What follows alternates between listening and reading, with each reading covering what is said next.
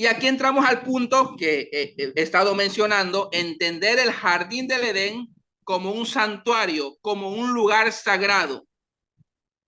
Génesis capítulo 2, versículo 8 al 17 describe a Adán como una especie de rey, ya eso lo vimos, y como sacerdote que adora en un santuario, es decir, en el jardín. Por eso, y a manera de un pacto, la lealtad estaba implícita en la creación. Ojo, la lealtad, no la obediencia. Porque en un tratado lo importante no es obedecer por obedecer. O sea, la obediencia es el fruto y la consecuencia de la lealtad a Dios. O sea, Dios al entrar en pacto no demanda obediencia por obediencia. O sea, quiero que me adoren porque yo soy Dios y yo soy el creador. No, eso es tener un mal concepto o malinterpretar totalmente la Biblia. ¿Sí? ¿Existía un elemento condicionante en la relación Dios-hombre? Sí, sí lo existía. Como se mencionaba hace rato, ¿verdad? Un mandamiento o una prescripción de algo que no debían hacer. Mas del árbol de la ciencia del bien y del mal no comerás. Resulta interesante que este mandamiento implicaba la posibilidad de desobediencia y de traición a Dios. Y resulta aún más interesante notar que cuando Adán y Eva desobedecen al mandato divino, Dios los confronta y emite un juicio muy al estilo del pacto mosaico y sus leyes. Por eso, Oseas dice, ellos, cual Adán, traspasaron el pacto. El que sigue, por favor.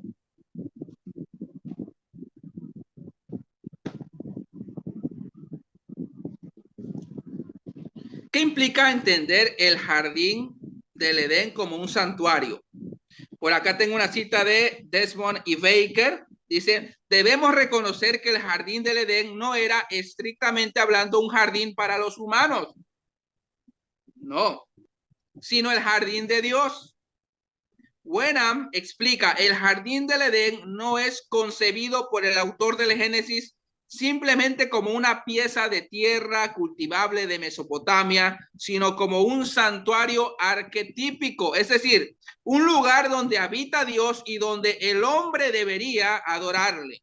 Muchas de las características del jardín también se pueden encontrar en santuarios posteriores, especialmente el tabernáculo o el templo de Jerusalén. Estos paralelismos sugieren que el jardín en sí se entiende como una especie de santuario. La presencia de Dios era la clave del jardín y era entendida por el autor y su audiencia como algo que se daba por sentado en la cosmovisión antigua. Cuando nosotros vamos a el pacto mosaico, Dios demanda ya la sistematización de el tabernáculo, de los levitas, del sacerdocio, después de que entregó la ley y después de que se ratificó el pacto. Es decir, que la función sacerdotal no existe en la narrativa del Éxodo, no existe antes de que Dios entre en pacto. Existe después.